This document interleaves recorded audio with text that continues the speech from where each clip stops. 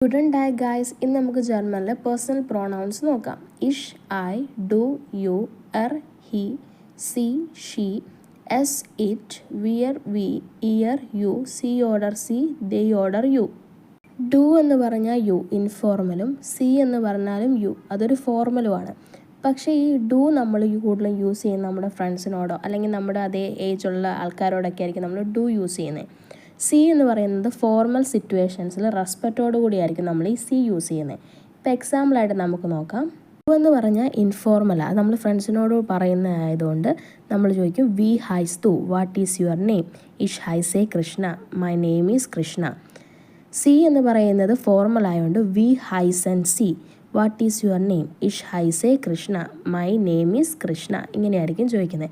Do എന്ന് പറയുന്നത് ഇൻഫോർമലും C എന്ന് പറയുന്നത് ഫോർമലും ആയിരിക്കും. വീഡിയോ ഇഷ്ടമായ സബ്സ്ക്രൈബ് ചെയ്യണേ. Bye, choose.